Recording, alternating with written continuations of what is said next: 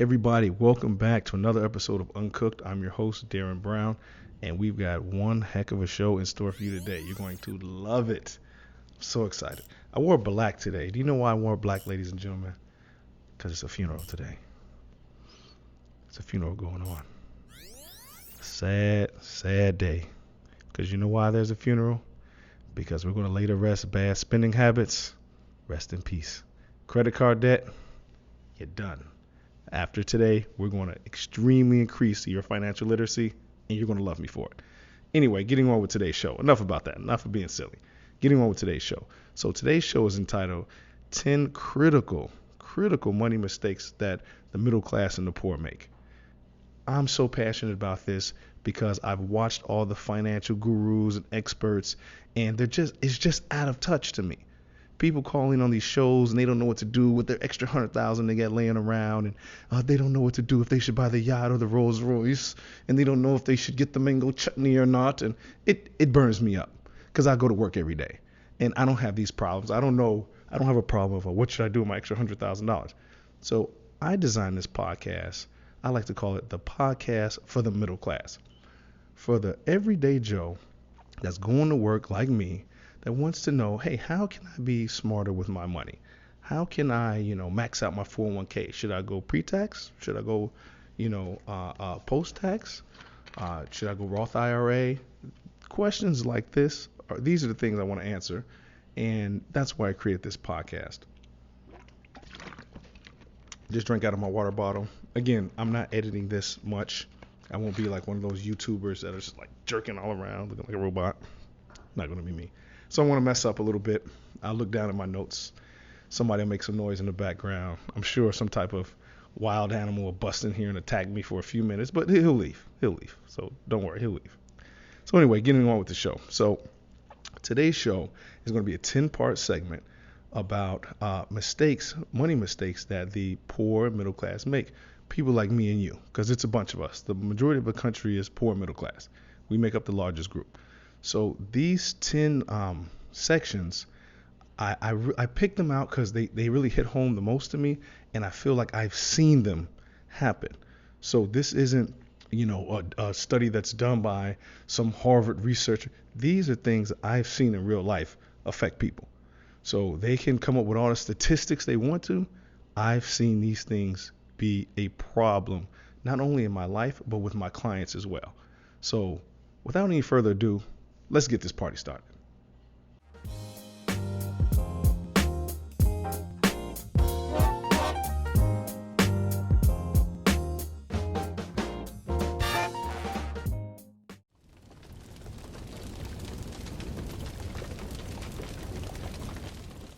All right, ladies and gentlemen. So for our first segment number one is this: living above your means. Now, for some of you guys really might not know what that means. So sometimes we get bombarded with all these different economic terminologies, and some people have a greater understanding of money, and some people just know they're broke all the time. They don't know how to explain it, but they know I'm just always broke. So again, I got my show notes here, so I'll be glancing down at my notes. So if you don't like it, whatever. Anyway, so living above your means. This is what living above your means is. I make $5,000 a month. I take home $5,000 a month, and I need every single penny that I earn in order to make my car payment, to make my mortgage or rent, in order to live the lifestyle I need. I need every single dollar and some. That's living above your means, which means that you have no liquid cash. You need every dollar that you earn and some, maybe some on credit, maybe making loans, and you always feel broke. So just so we understand what living above your means for some of you. So one thing I wanted to bring out is there's one guy I know, Floyd Mayweather. He's a big spender. We all know who he is. He spends a lot of money, big cars, big boats, and a lot of people would say, hey, he lives above his means. But you know what? Maybe he does, maybe he doesn't. But if you are an average person, which most of you are, just average Americans, the Bureau of Labor Statistics, which is called the BLS, says that the average individual income in America is $31,000 per year. Okay, so let's say that's about 2,500, it's $2,583 after taxes. Okay, if you buy a pair of $200 shoes, that's roughly about 8% of your monthly income. You know what that means? That means if Floyd Mayweather, let's say roughly he makes 270 some million a year, has a fight, let's just say for easy math, he's bringing home 20 million a month. It could be way more, it could be way less, but let's just say 20 million, because it sounds about Floyd Mayweather-ish. Okay?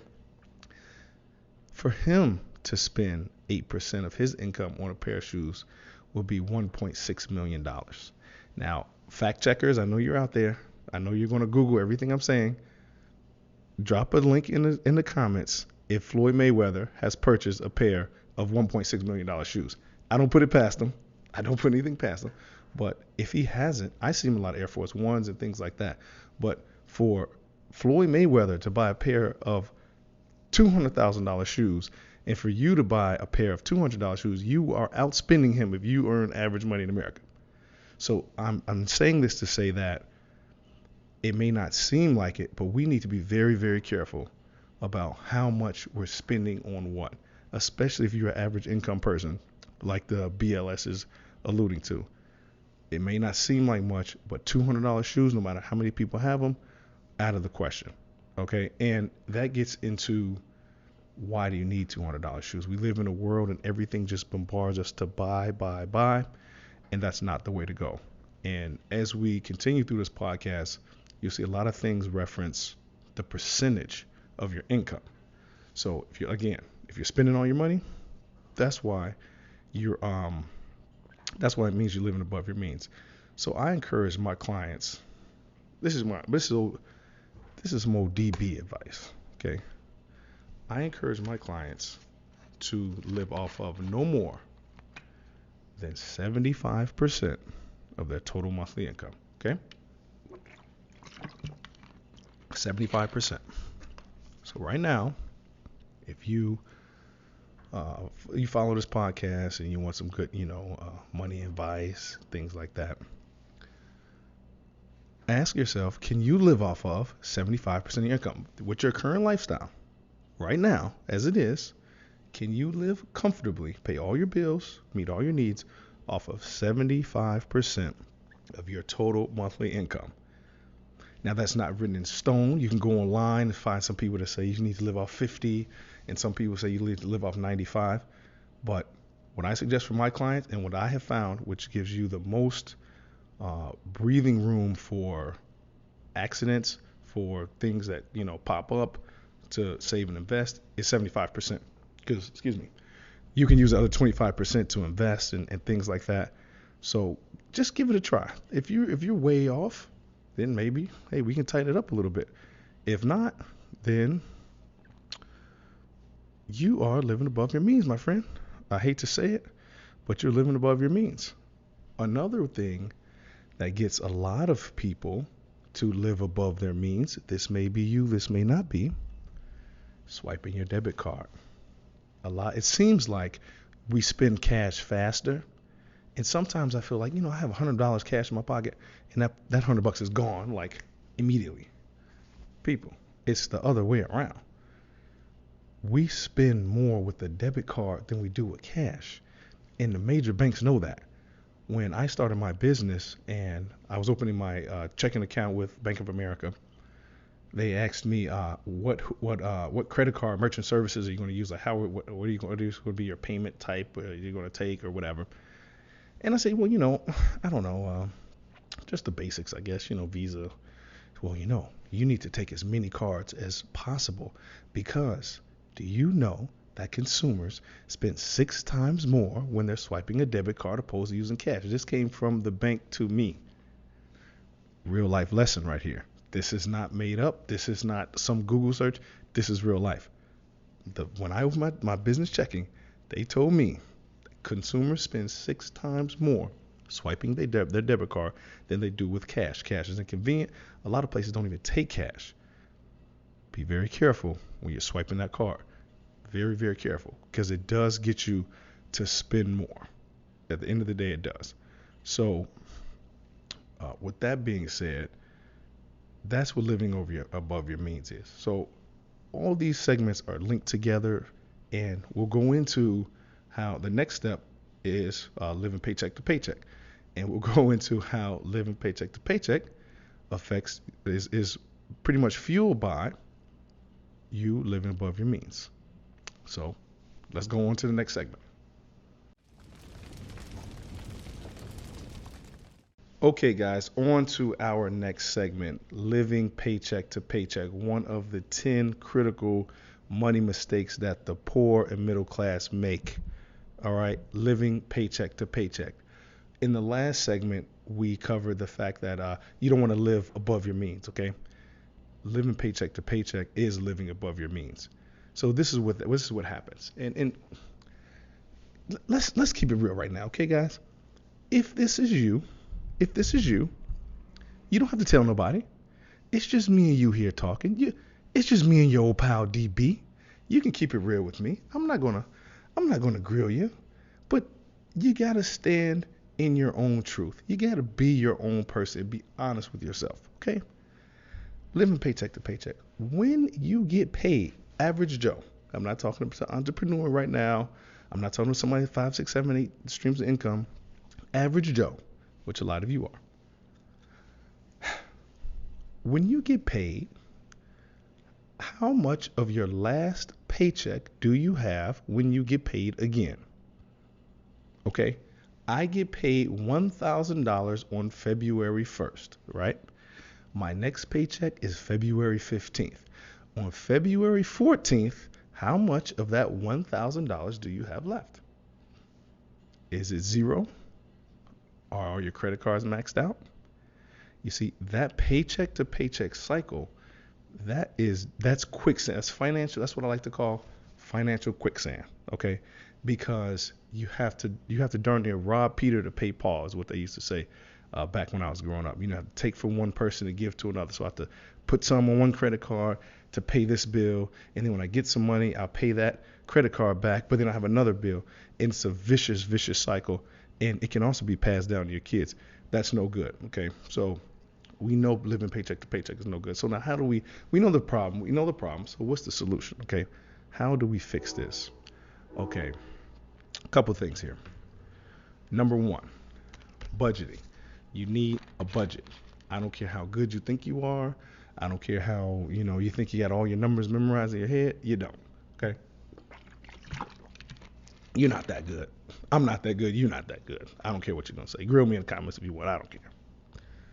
You need a budget. Okay? As we alluded to earlier in the first segment, 75% of your total monthly income should be what you are living off of. The other 25% can go toward kids' college, toward cash savings, toward 401k, toward whatever else, investing, stocks, Bitcoin, whatever you want. But you should not be living, and this includes entertainment and groceries and everything you think of more than 75%.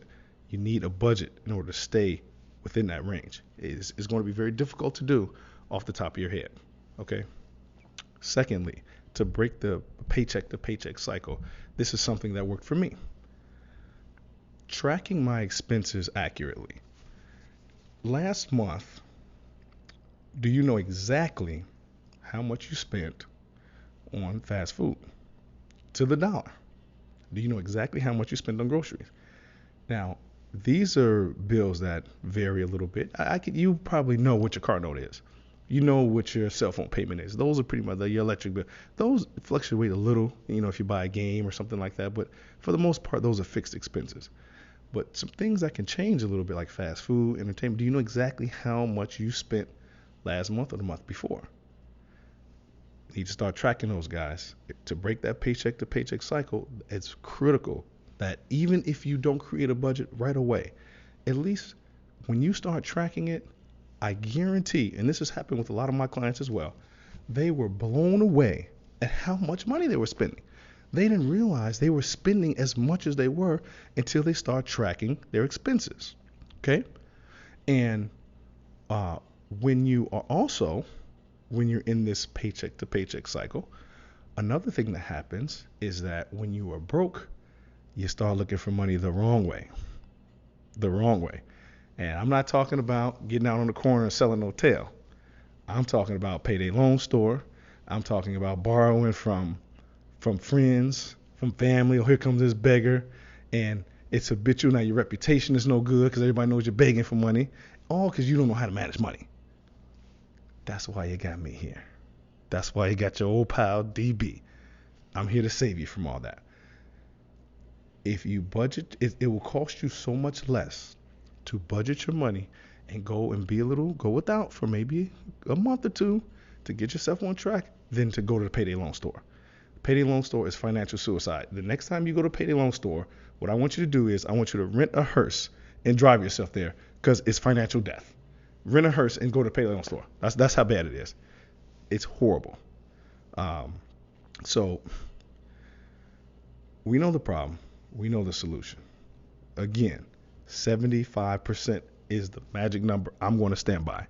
That's what I do. I happen to be in a position now that I'm significantly below that, but it's taking me some time to get there as well. I'm not going to sit here and tell you that, I make $10 million a month and I only live off of 4. No, it's taking me time through trial and error and through a lot of reading, a lot of financial education to get to the point I'm at now. So remember, from this segment, some things to break that paycheck to paycheck cycle is tracking your expenses, having a budget. If you don't know how to build a budget, send me a message. This is what I do. I'm in the business of building budgets. I will build you a budget, the best budget you could ever imagine. I sound like Trump with my hands and everything, but I will build you a budget.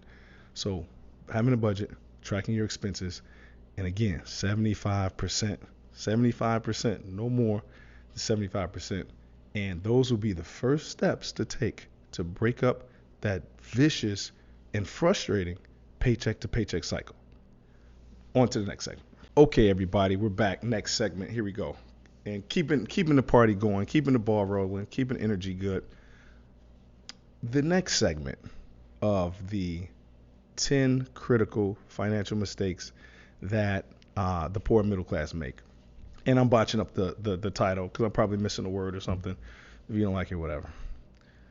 Separating your needs from wants.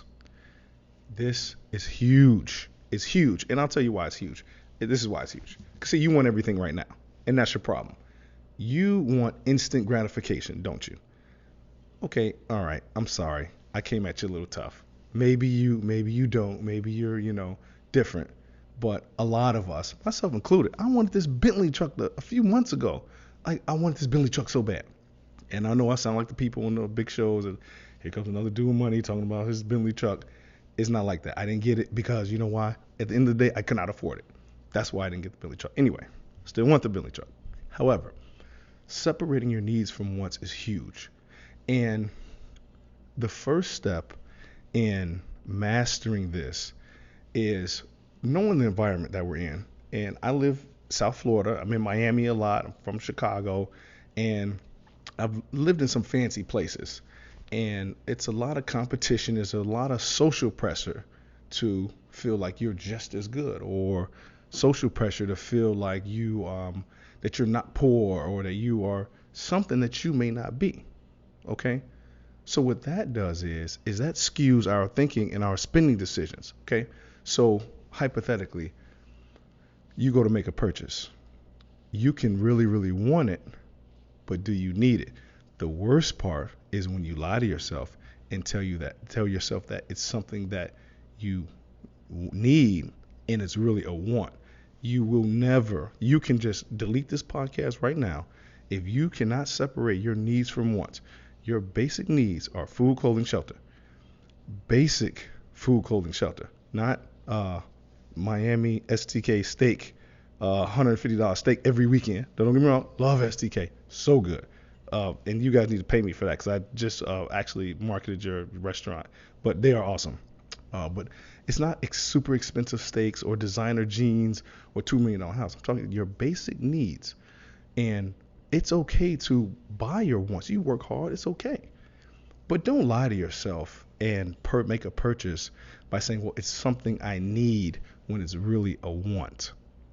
See, that is the foundation of financial literacy, is making proper and accurate spending decisions, even if it's a want. Hey, I worked really hard this year. I want that new pair of Jordans.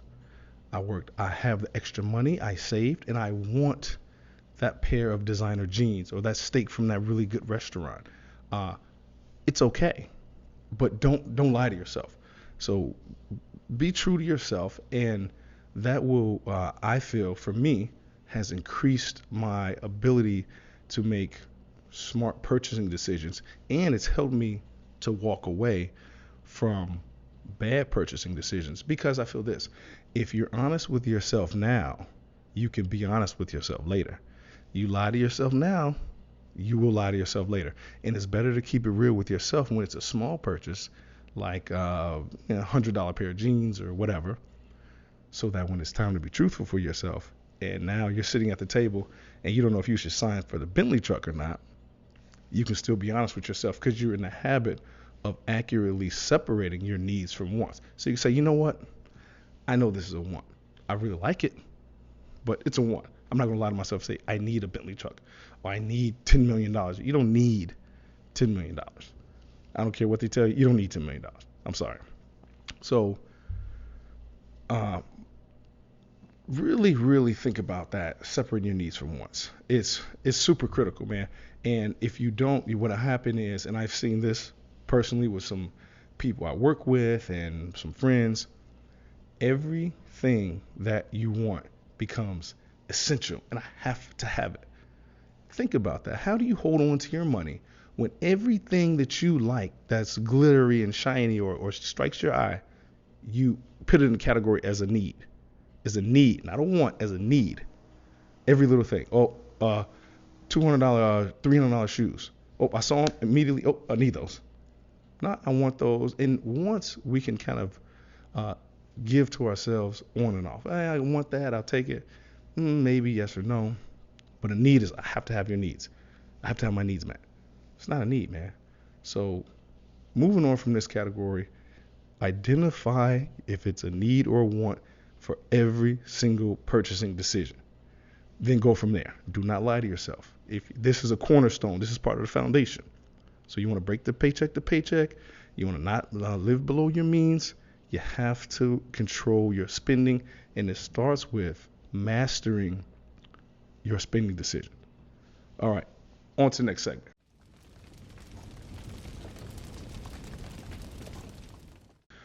All right, here we are. Next segment. Protecting your credit score. People. This is what I'm not going to do. I'm not going to sit here and tell you how important it is for you to have good credit. You know that already. And you don't need me to tell you. You don't need me to tell you your credit score affects your mortgage rate, your credit score, or your employers sometimes look at your credit score based on your trustworthiness. You're going to pay higher interest rates. You're going to get ripped. You know that. You know all that. You know all that. What I want to talk about is how serious to take your credit score. See, your credit score is very, very serious, and your credit score will not only have you paying more money for things, but it can also block some opportunities for you. Getting a small business loan, okay? That's a blocked opportunity. You have bad credit. How are you going to invest? You watching all these real estate people talk about all this real estate? If you're not a person that has a lot of liquid cash or a good amount of equity already, it's going to be difficult for you to get an investment property with poor credit. And yes, I understand they can use the renters, what they're renting as part. I know how all that works.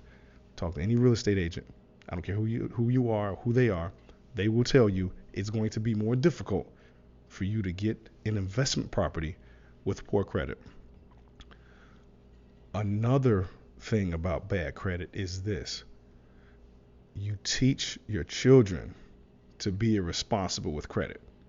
See, that passes down. A lot of our financial ways we pass down to our kids, or or it rubs off on the next generation, or however you want to describe it. That's huge. That's huge. Um, so with this credit segment, again, I don't want this to be you need credit so bad, and yeah, you do, but you know how important it is already. I'm just encouraging you guys, take your credit serious, man. Take your credit serious. If you get a loan, pay it back.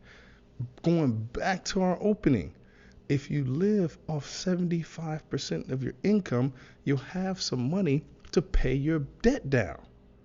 That's why the 75% is so crucial. You see how it all comes around full circle. So take your credit very, very serious. The credit cards, plastic prisons. That's what I call them, plastic prisons. I have my faults. I'm not a perfect saint when it comes to money, but I'll tell you this, credit card debt, you're not going to get me with that one. That's the easy one. You see that coming. The system is designed for us to be in debt. It's designed for us to be in debt. If none of us had debt, the system would crash. We have to be in debt to keep these big banks and to keep this stuff rolling. We're the poor and middle class, which I consider myself middle class.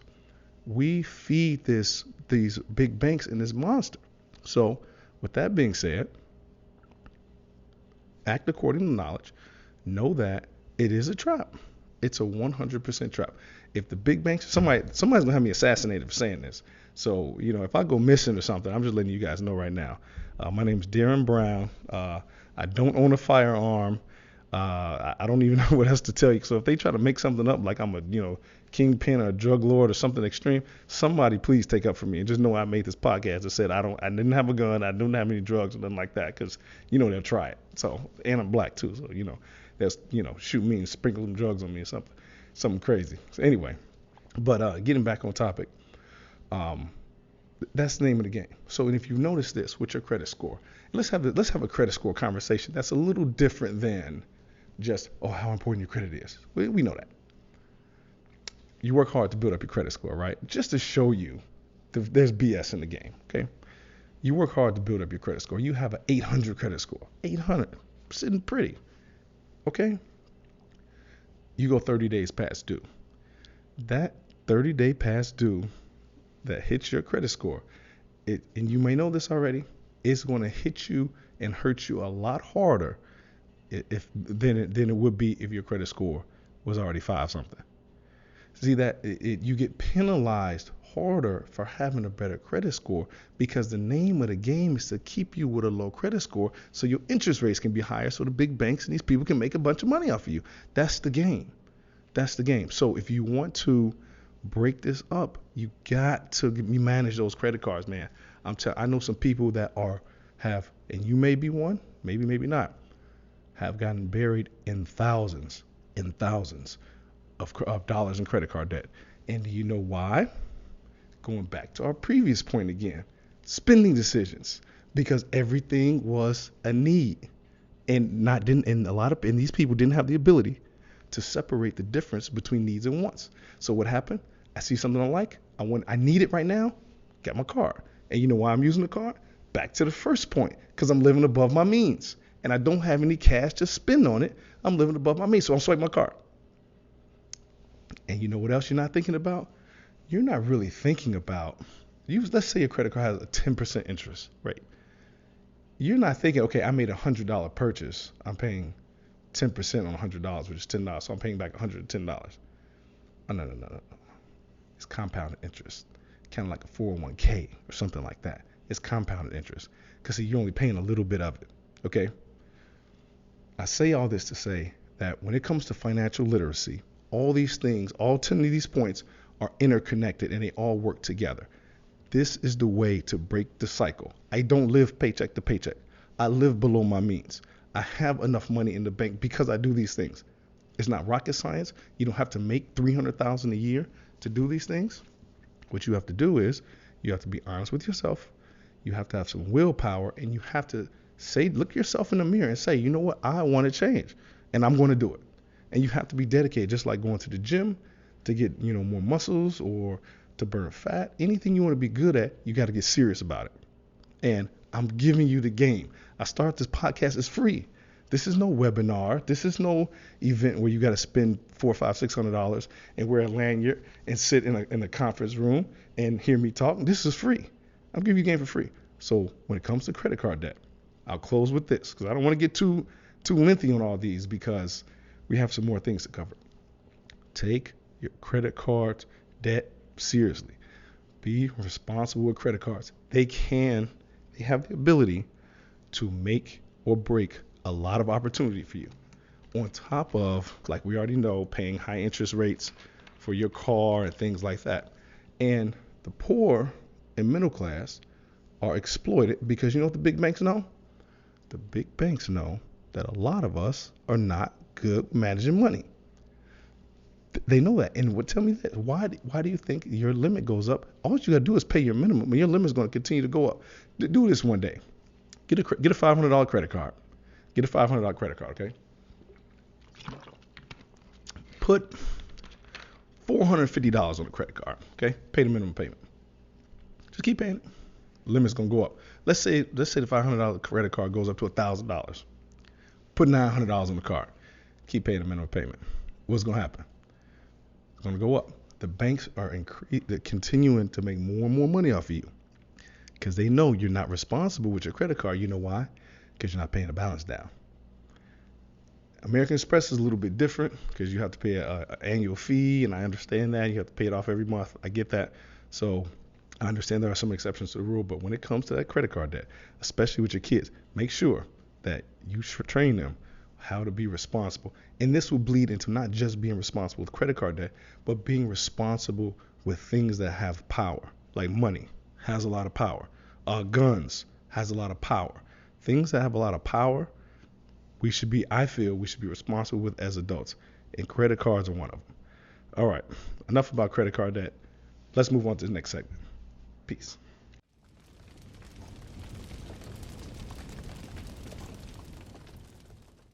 Our next segment is titled, In the 10 Critical Money Mistakes Made by the Poor and the Middle Class. I change it up a little bit every time because honestly, I'm just messing up. That's all it is. I'm just messing up. And I can't even recite the title of my own goddamn podcast. So there it is. Anyway, our next segment, and I'm going to make these a little briefer because, you know, some things I'm a little more passionate about than others, but that credit card debt, oh my gosh, I still got the chills. This segment is entitled, Your Lack of Social Skills and Networking. People. I learned this from the guru, the master of networking and social skills is my mother, Marcine Brown. Don't try to look her up on Facebook because I said her last name too, but you don't let her know her last name. My last name is Brown. I'm sure you can put it together. My mother is what we call a social butterfly, and people love my mom, loved her business, and would do things for her that normal people just don't do. I can't even put my finger on it. But when you are looking to move up at your job, when you're looking to sell your product as your business, people are buying you. They're buying your product too, but they're buying you. And if you can't sell yourself because you don't have a personality or you don't like people, want me to tell you something? You're in the wrong field. You, my friend, should be in an assembly plant. That's where you should be. If you just like doing one thing and not talking to anybody, you should be in an assembly plant. Of course, you guys want to tell me, well, everybody should play to their strengths. I ain't trying to hear all that. I'm not trying to hear all that. If you can't get along with people and nobody's going to deal with you, it's going to make things harder for you as far as moving up in your job, doing better with your business, and things like that. If you take a look and just look at TV, who do they use? They use LeBron James. They use Shaquille O'Neal. They use figures, some of these racers. They use, what's your boy's name? The soccer player, Cristiano Ronaldo. They use people that people like. Why? Because they know when somebody can identify or relate an athlete or celebrity or somebody that's liked with the product, people are more likely to buy the product. So there's a large psychology behind, and I'm not telling anybody to go kiss no tail. Excuse me. I'm not telling anybody to kiss no tail or brown nose, but know how to network. Know how to network. Know how to go to networking events. Put yourself in a position to win. And those social skills that you may or may not have are critical to creating more opportunity for you if you learn how to read some books about how do you move. There's a good book called How to Win Friends and Influence People. It's a super popular book. I'm sure a lot of you have read it. It is an awesome book. It gets a little boring and slow at some places, but it goes into the psychology behind winning people over and the amount of opportunity that will be open to you just by being a likable person is insane. So that's something that I feel that we don't really, as poor middle class people, we go to work, we grind, but I feel like we don't really give it enough significance as far as it relates to moving up in opportunity. Not just being social at the bar or having a bunch of friends, which is good and has its place, but being able to move and network in a room. If somebody doesn't feel comfortable with you, look, if I don't feel comfortable with you, I'm not spending my money with you, Jack. If I feel like, you're a little rude, or maybe it's just you. Maybe you don't even mean to be rude, but I get kind of a vibe from you. I'm not giving you $1. I'm not giving you the sale. I'm not giving you the follow-up phone call. I'm not giving you the interview. I'm not giving you whatever power I have to put you in a better position. Excuse me. I'm not using it on you because I just don't like your energy. That's what people go by. So learn, focus, and study on how to make your energy better when you need it to be. I'm not saying you need everybody to be, kissing your tail. But when it comes to moving up in your job, if that's what you want to do, or in your business with your sales, being able to network and having good social skills go a long, long way. They go a long way. So keep that in your back pocket. And it's a little different than strictly financial planning and budgeting like we were talking about earlier. So now we'll take the podcast in a little bit of a different direction and talk about some things that put you in a better position to win or create more opportunity for you that's not necessarily dollars and cents. So let's keep at it.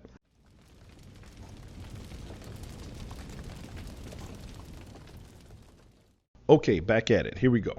Next topic. The next topic in our 10 financial mistakes that the poor and middle class make. Okay, did I get it right that time? Probably didn't. Whatever. You know what I'm talking about. You know what podcast you watch. So our next topic is the lack of financial awareness about investments. Okay. Before you start yelling at me, because I can see the look on your face. Before you start yelling at me, this is what I want to say about this, okay? I don't expect you to be a Jim Cramer. I don't expect you to be what's the guy out of Omaha, Berkshire Hathaway. It's in the tip of my tongue. I know you're saying it in the comments a bunch right now. Warren Buffett. That's it.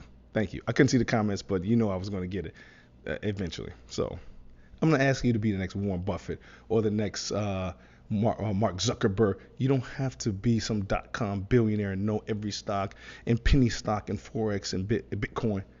No. My suggestion to you, middle class, average Joe, like myself, playing around my shirt because my shirt feels weird, know the basics of investing. Take the time to learn the basics that affect you the most. And one of those things would be your 401k at work. Do you understand the power of compounding interest in your 401k at work, or your thrift savings, or your IRA? And I'm not getting deep into pre-tax, post-tax. I'm not getting that. If you just put 10% away over the course of your working years, if you're a young person, or even if you have 20 years left to work, or I still have another 30 years left to work, the amount of money will blow you away as far as what you will have when it's time to retire. take the time, invest the time to know how a 401k works. Okay, when I put 10% of my money away, where does it go? What do these different funds mean? What does a company match mean? A company may say, hey, we will match you dollar for dollar up to 10% of your income. What does that mean? That means this. If you make $100,000 a year, okay, and your employer says, Darren, we're going to match you dollar for dollar up to 10% of your income. That means this. I make $100,000 a year, okay? 10% of my income would be $10,000, right? So that means if I put $10,000, which is 10% of my income, into my 401k, the company is going to give me another $10,000 to match 10% of my income. You understand what I'm saying? So for me not to at least do that amount, I'm leaving money on the table that was free. Okay?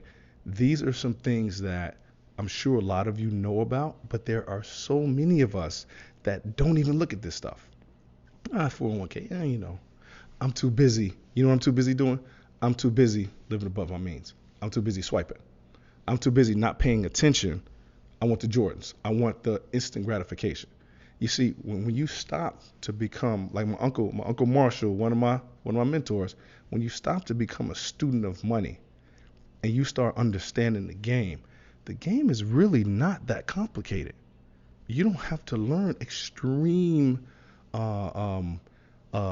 binary options and you don't have to know every single thing, how every single investment works. Start with the 401k. Start by just getting a thorough understanding of how a 401k works. It'll take you a few minutes. You can look up some articles online, listen to a podcast like you are now, or it takes a few minutes. It doesn't take a lot. As far as the stock market, if you want to up the ante a little bit, and so many people say, well, the stock market, do you know how dividends work? I make a lot of money off dividends. That's my thing. Do you know how they work? Do you know when you buy a stock, do you know where the money goes? Do you know exactly what volume is? When you become a student of money, and I encourage you to learn how these investments work, okay?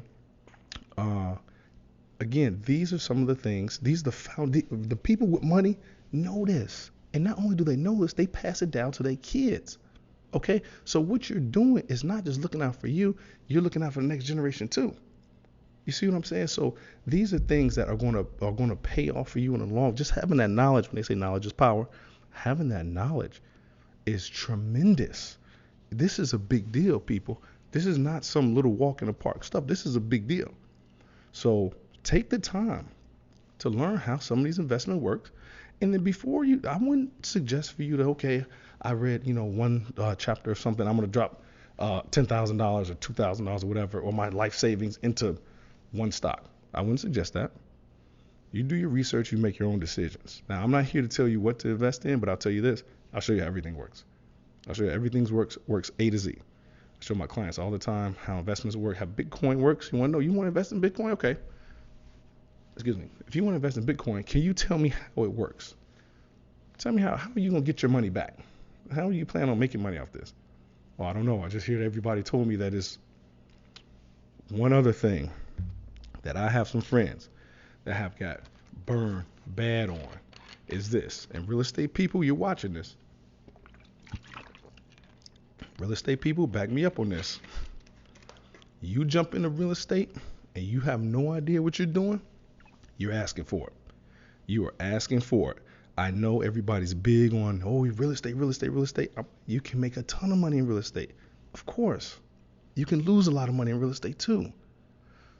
My suggestion and advice is, if you're going to get into it, if you're not going to take the time to learn, get with somebody that knows what they're doing and what they're talking about. If you jump out there on, I'm just going to get this investment property and I'm going to get this 3-bedroom because they told me that I'll have some renters, and you don't know the ins and outs about roofing inspections and some of the intricate details about real estate, you will lose your tail. But that goes like with anything you get into that you're not knowledgeable about, the probability of you losing is much higher, much higher. So that's my suggestion to you as far as that. And another thing that we need to do better with as middle class people, a lot of us, not all, is reading. Is reading. A lot of the information I'm giving now, you could get in even more detail in books. Each one of these segments, you can get much greater detail by reading. Reading is so powerful. And when we get into these habits, we pass, again, I keep saying this, guys, we pass these down to our children. I know you guys making fun of me. I don't have any kids. No kids yet. Maybe soon, maybe not. But if and when that time comes, I want to give everything I know about money, I want to pass down to my kid. What my parents knew about money and how they move financially, they pass down to me. And you create something that's much bigger than you living in a nice house. You create legacy. Unfortunately, and you guys might have seen this in the title, that the majority of people that are born poor die poor. And do you know why that is? It's because they don't do this. They don't become, like my Uncle Marshall says, a student of money. They don't take the time to learn how money works. There are people in very bad situations, and I understand life happens. I get it. But that's no reason not to be a student of money and to still plan and calculate your moves as much as humanly possible. Also to be honest with yourself about your wants and your needs, living below your means, sticking to that 75%. You see, guys, this is a vehicle that can move in every direction. So you can't just be one tracked with this. You can't just take one of these points to just one and everything will be fine. You gotta kind of incorporate everything. So with that being said, I highly admonish you guys to, you don't gotta go crazy, but when it comes to money, take it serious. Pick up a book. I like that Rich Dad Poor Dad, Robert Kiyosaki. It's a classic, but it's a really easy read, and it's a good place to start for a beginner. If you're not a beginner and you want some more advanced investment techniques and things like that, I'll leave some links in the descriptions for some guys that are masters of what they do, and follow them and study how these guys are making money, and you can do it on a small scale. So take your financial education, your financial literacy serious, and it will pay huge dividends for you in the future. On to the next segment.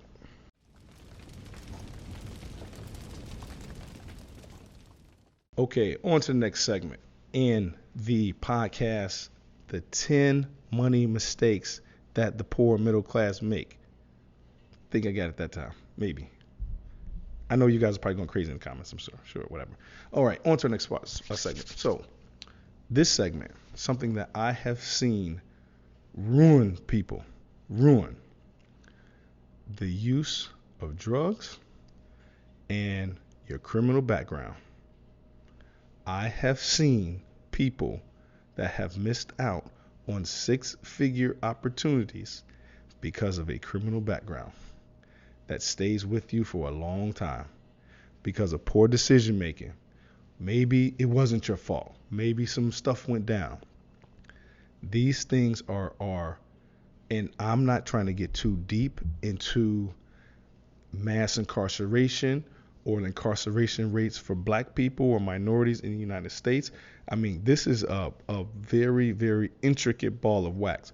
So I'm not even going to really get deep into that. Excuse me. But I will say this. You can make a decision and end up in trouble, and that will affect your opportunity for the rest of your life. Before you make that stupid decision, hanging with that crowd or doing whatever it is that you know, if you get caught, can land you in some hot water. The reason I'm so against it is this. I really don't care what you do. I really don't care. But what I do care about, and what this podcast is about, is how it affects your opportunity later, how it affects your money. Because this podcast, like I say at the onset, is about life and about money. And your decisions to break the law will affect your money drastically, maybe for a lifetime, depending on what you did or what happened. I'll say that. Okay, so I think of everything as dollars and cents. Okay, if I get locked up and go to jail, what about my job? If I do this, hey, maybe I'm right. Maybe something happened where I was ethically in the right to punch that guy in the face back, or punch that guy, or do whatever. Maybe I was in the right. Maybe, hey, yeah. how is it going to affect my money? That is the mindset that we need to be thinking about for every decision that we make. How's it going to affect my money? That's what I do. Works like a charm for me. The people with money, that's what they do. Before they do anything, they think about their money. So when it comes to breaking the law or getting in trouble, especially young people, because younger people, how younger people, I consider myself a younger person too, sometimes the judgment's not always there. So before you make that decision, because the hip hop rappers and a lot of people and me, they're not telling you that. They're telling you be impulsive, be instant gratification, do whatever. But see, with the hip hop and whatever else, or whoever, or whatever music or whatever is encouraging you to take that route, is not telling you what I'm telling you, which is the financial cost of getting a DUI, the opportunity cost that's lost when you lose your driving privileges. When you don't have a driver's license, you have a 6-figure job calling you back tomorrow, you don't have a driver's license. They require a driver's license. Nothing you can do. Don't screw yourself trying to be cool. Okay? Moving on to my next point. And you guys are really, really going to go crazy about this one. I need a little water. This is a one-man show. This is kind of tough. Like, I'm not like Trevor Noah or none of these big guys. They can, do interviews and have an audience, and this is a lot of talking. I'm a little tired. Anyway, when it comes to marijuana, I will say this. I don't think smoking weed is wrong. And the people I know that smoke weed love it. Says it makes them feel better. I've read reports saying that it helps with your health and there's tremendous medicinal purposes. I'm not against weed. I'm against losing money though. And smoking weed and making money and passing a drug test, they don't go together. I don't care who you are. I had an opportunity for an individual that did not qualify for the opportunity because the person smoked weed. This is a person that came to me and said, I have a job, a high-paying job. Who would you recommend?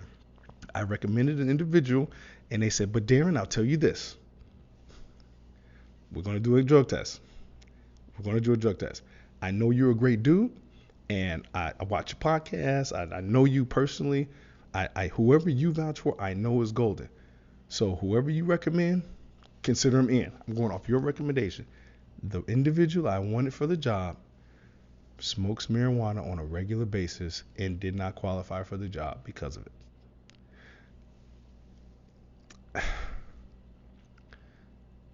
Again, I'm not against weed. I'm against things that reduce your opportunity because nobody in the media is telling you that, especially nobody that looks like me. And I'm just going to bust it all the way open. Since this is the Uncooked podcast, I'm going to bust it all the way open. There are not a lot of black men getting on national television that are cool or what have you that are telling you, hey, brother, that weed you might want to slow down on. They're not a lot. There's some. It's not something I hear on a regular basis. So I would love to be the champion to say, hey, look, brothers, because I'm speaking to people who look like me right now. You need to slow down on that weed. It's because of the opportunity cost. Okay? That's what I'm talking about. I don't think it's going to kill you. I don't think it makes you a bad person. I don't like the way it smells, but I don't think it's a bad thing. But if it's reducing your opportunity, and yeah, I know what you guys are going to say. Well, you can have your own business, or everywhere doesn't drug test. Okay. But what about places that do? What about those places? So yeah, everywhere doesn't drug test. Hey, you're right. Everywhere doesn't drug test. Hey, let's say this. Let's say half the places don't drug test. Okay, what about the other half? Don't reduce your opportunity because of some weed. And that is a big one because there are, again, I don't mean to beat a dead horse here, incredible opportunities for you, the average Joe. I'm not talking about somebody that's got millions of dollars in the bank. I'm not talking about Elon Musk because I see him smoking weed on another podcast. I'm not talking about them. I'm talking about for you, the regular Joe, that has to put a suit and tie on and sit in an interview and pass a regular a drug test or a random drug screening, because how much responsibility can you really have and be under the influence of weed? I mean, what you gonna do? I operate bullet trains. Could you imagine me operating a bullet train under the influence of weed or having it in my system? And I have your family on board the train? Come on now. So be smart when it comes to that. Again, I'm not against weed because I think it's a great thing for some people, but don't let it restrict your opportunity. That's all I'm saying. On to the next segment. Let's keep this thing rolling.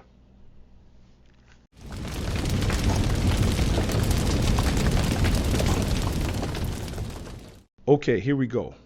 Next topic for the 10 financial mistakes that the poor and middle class make. 10 critical financial mistakes that the poor and middle class make. Sorry if I left out a word. Okay, here we go. Now this is really going to rub you guys the wrong way, and I'm glad. They should never gave me this microphone. It's over now. It's over now. You gave me the microphone. I got a platform. This podcast hit 700,000 people. Yesterday it's 700,000, so I got your attention too. I love it. Unplanned Children, the financial truth.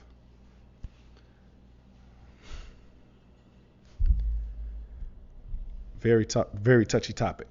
You know what I'm going to do? I'm going to bust it wide open because I'm going to say what a lot of people are afraid to say, won't admit, know, but don't want to say. I'm gonna bust it all the way open, and I'm busting it open with no kids. I'm still busting it open. Okay, how about that? When you are building your empire and you are looking for a financial foundation and to gain financial stability, ask anyone with children that has had children before they were financially ready. I'm not going into emotionally. I'm not going into anything else. Talk to some people that have had children before they were financially ready, and if they tell you that they suggest for you to have kids before you're financially ready and everything's going to be fine, they're not your friend. Run away from them. They're not your friend. I love kids. I think kids, they're cool. Okay, I don't have any, but they're cool. I like them a little bit. Okay, I kind of like kids a little bit. Okay, I really don't like kids at all. I mean, they're okay. Anyway, point being is this, guys, and this goes back to one of those things that when I talk about opportunity cost, ask yourself what as much as a child cost. I don't believe any adult should be reckless with bringing children into the world. That's number one. No adult should be reckless, no matter what your situation is financially. No adult, in my opinion, should be reckless bringing children into the world. With that being said, bringing a child into the world recklessly is not only not good for them and doesn't set them up for the greatest opportunity, but it takes away and doesn't set you up for better opportunities going forward either. So for those of you that are watching this, we know where babies come from, and it's not the stork that drops them off on the doorstep. It's not the stork. If you are doing something that puts you in a position to potentially have children that you are not ready for, that you do not want, or that you financially have not prepared for, you need to stop. You need to replan. You need to do something, switch your game up. You need to do something to make sure that you don't do anything that removes or reduces your future opportunity. Nobody's talking about this. Okay. When like I said earlier, when there's something that a big decision to be made, I think first, how much is it going to cost me? How is this going to affect my money? Can I easily still go to college with a child now? Can I afford to go to college? Not saying it's impossible. And for those of you that have been in this situation, please keep it real when someone asks, as somebody's going to see this podcast and they're going to ask you, hey, what do you think about what Darren's saying? Is that true, or are they just full of BS? Keep it real, man. please keep it real with these young people and with people in general. Having kids at the wrong time is not okay, and it can make things significantly harder for you. I don't care who is going. Don't let nobody BS you either. It is what it is. I love kids. I'm not saying kids are necessarily bad, but failure to plan. What do they say? Failure to plan is a plan to fail, or something like that. Like, I'm really big about this. I don't have any children. You know why? I have some financial things I want to take care of first. I have some financial goals. I have some things that having a child right now for me will not put me in the best position to achieve the goals that I have and I want to achieve. So if you're a person that children don't line up with your goals, you need to chill out doing the baby making activities. And I don't mean sex. I mean something that's going to get somebody pregnant or get you pregnant if you're a female watching this. This is huge. Unplanned children can change the course of your life. It's not okay. It's not cool. Do what you need to do to put yourself in the best position to win. I'm not knocking anybody, but do what it takes to win. And that's something that you should give a lot of attention to because it affects your pocket. Next segment.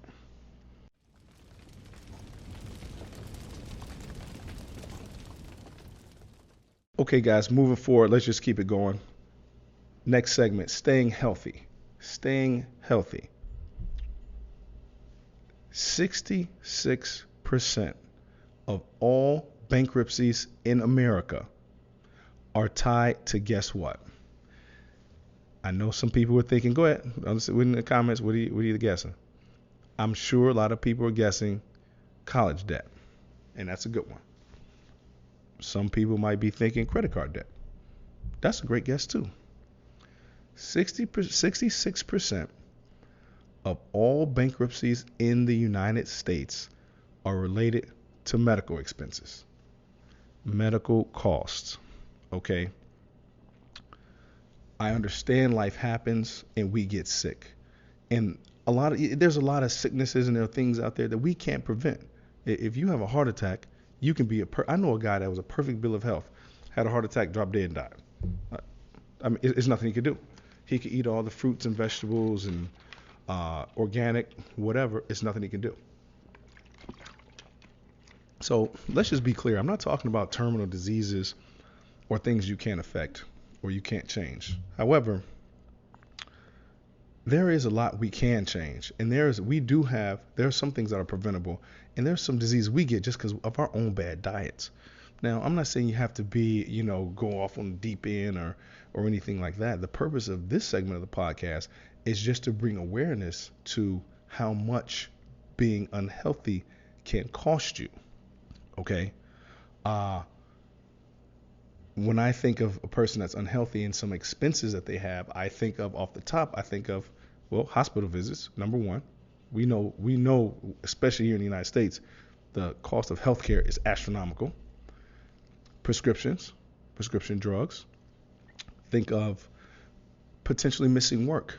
Depending on what your health situation is, that can cost you money. Like I said, the doctor costs you money. All these are things that will cost you money if you don't take care of your health.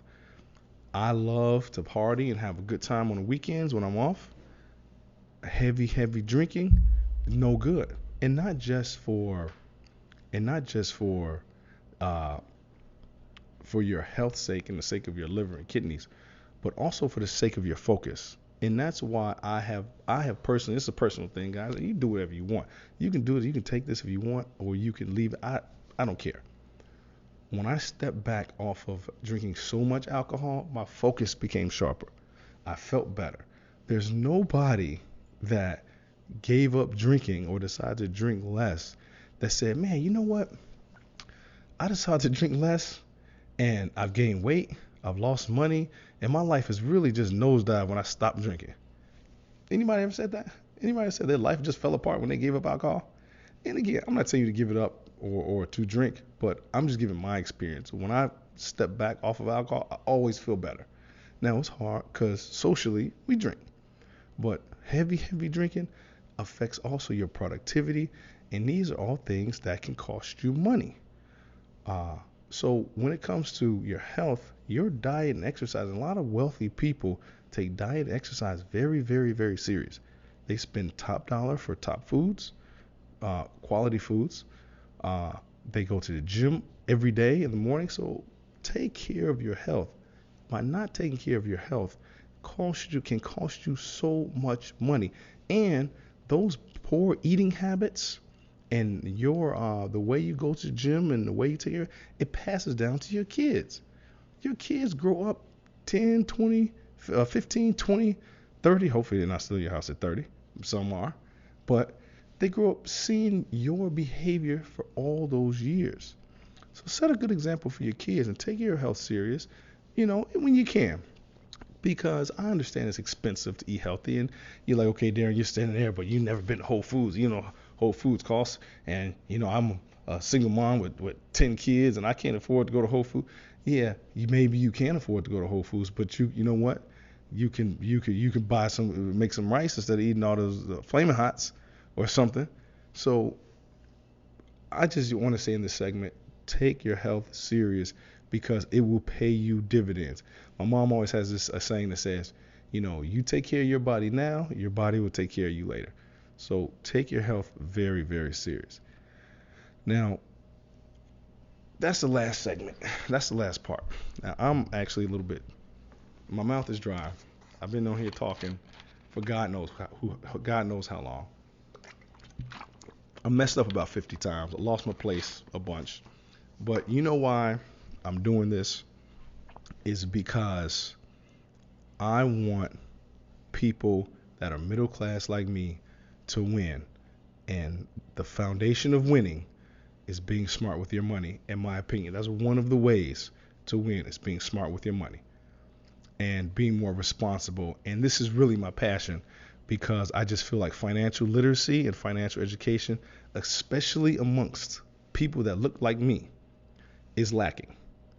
It's lacking, and I want to have a channel that is speaking to everybody, but also people that look like me, because there's a lack of it in mainstream media. So that's why I started this podcast, and my whole purpose is to encourage and inspire everyone that needs these tips and these tricks. So if anything, you have any questions or comments, or you want to reach out to me, all my information will be down in the subscription. If you like what you saw today, please give me a like, give me a share, give me a subscribe.